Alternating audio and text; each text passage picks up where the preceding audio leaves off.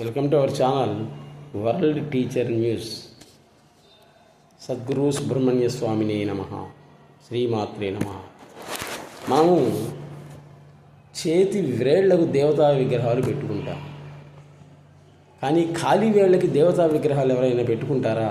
ఒకే ఒక స్త్రీ, ఆమె అందరమ్మ అయినటువంటి జిల్లుల మూడి అమ్మ. నేను చూశాను, అందరమ్మ ఖాళీ వేళ్ళకి దేవతా విగ్రహాలు ఉన్నాయి. కానీ అప్పుడు నాకేం డౌట్ రాలే, ఇప్పుడు వస్తున్నది అనమాట. చాలామందిని అడిగా, అక్కడ ఉండేటువంటి వాళ్ళని కూడా అడిగా, అయ్యా అందరం చేతి వేళ్ళ దగ్గర లక్ష్మీదేవి, సరస్వతి, బ్రహ్మ, విష్ణు, మహేశ్వరుడు విగ్రహాలు పెట్టుకుంటాం, మరి ఆమె ఏంటి పాదాలకు ఖాళీ వేళ్ళకు ఉన్నాయని అడిగా. ఇది తప్పు కదా అని అడిగా.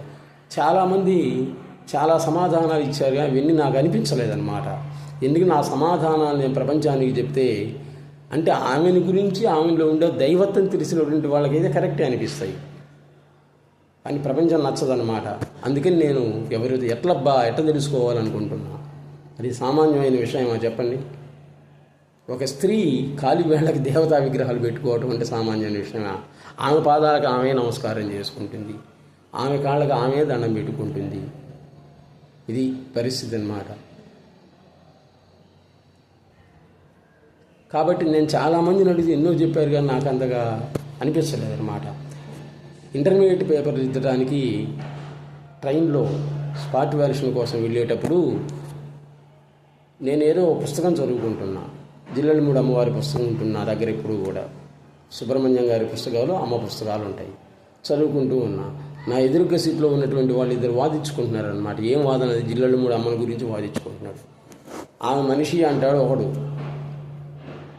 ఇది మనిషి అయితే దేవత ఎందుకు వద్దంటాడు ఒకడు. ఆమె శక్తిని ఎప్పుడైనా చూపించిందా అంటాడు ఇంకొకడు. ఇంకొకటి ఏమంటాడు, ఆ దైవస్వరూపం రాజరాజేశ్వరి శక్తి అంటాడు ఇంకొకడు. వాళ్ళిద్దరు వాదించుకుంటున్నారు. వాదనలో ఏమైంది అంటే, చిటచిరి ఖాళీ వేళకు ఉండేటువంటి ఆ దేవతా విగ్రహాల గురించి వచ్చిందనమాట. అప్పుడు తెలిసింది నాకు, వాళ్ళ వాదన కరెక్ట్ అనిపించింది అనమాట. అప్పుడు అతను చెప్తున్నాడు అనమాట,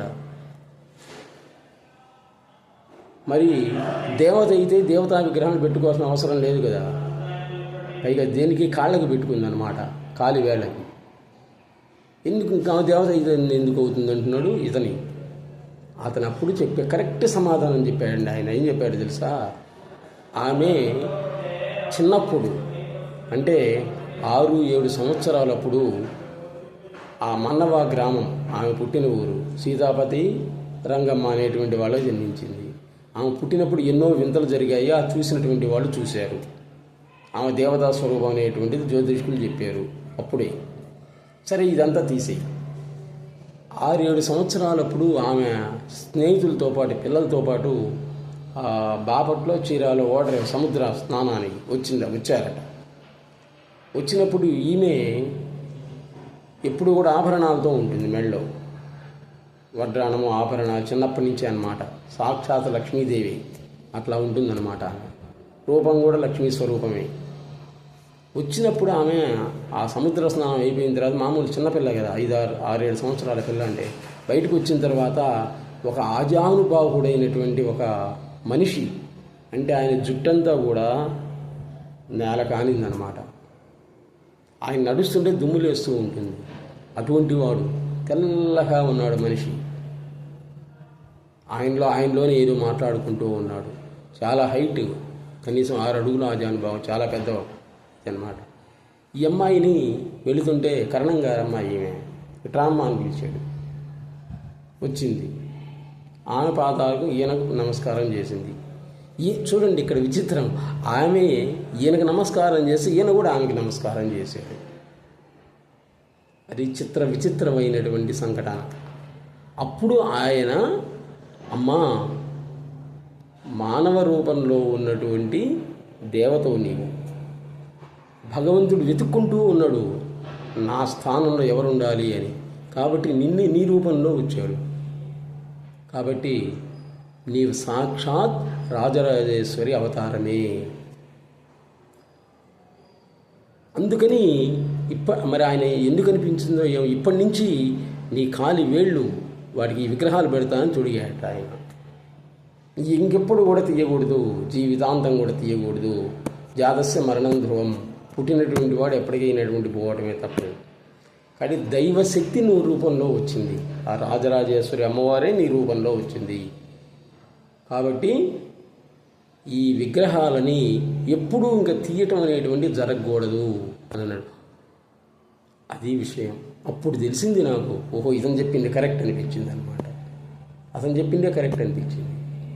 ఆమె జీవసమాధి చేసేటప్పుడు కూడా నేను చూసా, దగ్గరుండి చూసా. జీవసమాధి చేసేటప్పుడు తీసుకొచ్చిన పాలు, క్షీరాభిషేకం, జలాభిషేకం, వీడి అభిషేకాలు చేశారు. తర్వాత తీసుకెళ్ళి ఆ పెద్ద గుంతది నవధాన్యాలు వేసి, బంగారు వెండి ఆభరణాలు వేసి అందులో కూర్చోబెట్టారు. తర్వాత కొంచెం కళ్ళు తెరవడం అనేటువంటి జరిగిందట ఆ సమయంలో. ఎందుకంటే కొండమీది రామకృష్ణ గారు అన్నయ్య గారు అక్కడ దగ్గరుండి చేశారనమాట. అప్పుడు నేను వెళ్ళాను, డిగ్రీ అయిపోయింది అప్పటికి. పేపర్లో చూడగానే వెళ్ళామన్నమాట. నేను వెళ్ళేసరికి బయట కూర్చోబెట్టి ఆ అభిషేకాలు అన్నీ చేసి, క్షీరాభిషేకాలు ఇవన్నీ చేస్తున్నారు, దగ్గరుండి చూశాను. కాబట్టి ఆమె వీరబ్రహ్మేంద్ర స్వామిలాగా జీవసమాధి. అమ్మవారి విగ్రహం చుట్టూ కానీ, హైమాలయం చుట్టూ కానీ ఎవరైతే ప్రదక్షిణలు చేస్తారో వాళ్ళ కోరికలు నీ కోరిక నెరవేరకపోవడం సంగతి అట్లుంచు. ముందు నీకు మనశ్శాంతి కావాలిగా, అవునా పనిలేదా? డబ్బు ఉంది, సౌందర్యం ఉంది, అందం ఉంది, మందం ఉంది, అన్నీ ఉన్నాయి, మనశ్శాంతి లేదు. ఎందుకు ఆడవనా? మనశ్శాంతి లేదు ఈరోజు ఎవ్వడికి లేదు. పైకి యాక్షన్ చేస్తున్నాడు మనశ్శాంతి ఉన్నట్లు. కానీ నీకు మనశ్శాంతి దొరకాలని జిల్లాలో కూడా అమ్మవారి దగ్గర అన్నప్రసాదం తినరా, అంతే. మిగిలిన వాళ్ళు జ్ఞానప్రసాదాలు మాటలు చెప్తారు. అక్కడ అట్లా కాదు, అక్కడికి నుండి అన్నం పెట్టి పంపిస్తుందమ్మా. దేవుడు ఉన్నాడో లేడో నీకు ఎందుకు, ముందు అన్నం తిని పోరా స్వామి అంటుంది అనమాట. ఇది ఈ విధంగా ఎవడైనా అనగలడా? ఇవ్వడండి. ఆమె అంటే శక్తులు అవసరమైనప్పుడు చూపించిందామా. ఫర్ ఎగ్జాంపుల్ ఒకటి చెప్పనా, రాధాకృష్ణ అని ఒకటి పుట్టంధుడు. ఆయన విజయనగరం రాజావారి కళాశాలలో సంగీత విద్వాంసుడు. పుట్టంధుడు, పాపం కళ్ళు లేవు. ఆయన తిరుగుతూ కూడా ఈ జిల్లాలో కూడా వచ్చాడు. ఇక్కడికి వచ్చి ఆయన ఏం చేశాడంటే, జిల్లెళ్ళ మూడమ్మలో సహన దేవత అని రాసింది ఒక పుస్తకంలో. అది ఎవరో చదువుతుంటే విన్నాడు. ఇంకంతే. ఇంకా పల్లేరుగాయలు ఉంటాయి చూడండి, జరిగింది మా కళ్ళెదురుగ్గా జరిగింది. పల్లేరుగాయలు ఉంటాయి కదా, అవి తీసుకుని ఆమె కొట్టడం మొదలుపెట్టాడు. ఆమె అసలు తెల్లగా ఉంటుంది, లక్ష్మీ స్వరూపుడు, మొహంతా కూడా రక్తమయమైంది. అక్కడ ఉండే రామకృష్ణ అన్నయ్య ఇట్లాంటి వాళ్ళందరూ కొంతమంది వచ్చి ఆయన ఆపోయారు. అప్పుడు ఆమె ఏముందో తెలుసా, మొహంతా రక్తం కారుతూ, ఒరే నాన్న వాడు ఎందుకు చేస్తున్నాడో అర్థం కావట్లే, నాకేం బాధ ఏం లేదండి. చూడండి విచిత్రం, కొడుకు తల్లిని కొడుతున్నాడు, కానీ నాకేం అనిపించట్ల. కానీ ఏమో అని వేసి మొత్తం అయిపోయినాయి. తెచ్చినటువంటి కాయలు మొత్తం కూడా అయిపోయినాయి. ముళ్ళు ఉంటాయి చూడండి, అవి కాళ్ళ మీద పడి నమస్కారం చేసి కన్నీళ్లతో ఆమె పాదాలు కడిగాడు. చూడండి, ఆ సమయంలో ఆయనకి దృష్టి వచ్చింది. ఆయన చెప్పింది, ఆమె యొక్క చిటికిన వేలుకి ఈ విగ్రహం ఉంటుంది, మధ్య వేలుకి ఈ విగ్రహం ఉంటుంది, దేవతా విగ్రహాలు ఉన్నాయని ఆయన చెప్పింది మాతోటి. తర్వాత మేము వెళ్ళి కాదా లేదని నిజంగానే విగ్రహాలు ఉన్నాయన్నమాట. ఇటువంటి శక్తులు అవసరమైనప్పుడు ఆమె చూపించింది. అడిగినప్పుడు ప్రతి ఒక్కరు కూడా చూపించలేదు. అన్నం తిని ముందు అంటుండి, దేవుడు ఉన్నాడో లేడో అనే పక్కన పెట్టు. ఆ చర్చ చేసేవాళ్ళు వేరే ఉన్నారు, అది తీసి నీవు పుట్టావు, పెరిగావు, వివాహం చేసుకో, పిల్లల్ని గాను మళ్ళీ వాళ్ళ కోసం కష్టపడు. ముందు వచ్చావు కదా, ఆకలితో ఉండొద్దు, అన్నం తినిపో అంటుందన్నమాట. ఆమె చెప్పినటువంటి కొన్ని సూక్తులు. నిరాకారుడు అంటాం. నిరాకారుడు అంటే ఏంటి? ఆకారం లేనివాడు అని దాని అర్థం కాదు. ఆమె ఏమంటుందంటే అన్ని ఆకారాలు వాడే అంటుందన్నమాట. చూడండి, పంది, కుక్క, నక్క, పాము, మనిషి మొత్తం ఎవరు? వాడే భగవంతుడు, వాడే దేవుడు అని. ఈ విధంగా ఎవరైనా నిర్వచనం ఇవ్వగలరా? ఎవడు ఇవ్వలేడు. పై ఇంకోటి, ఎందరో మహానుభావులు అందరికీ వందనాలు అంటాం కదా.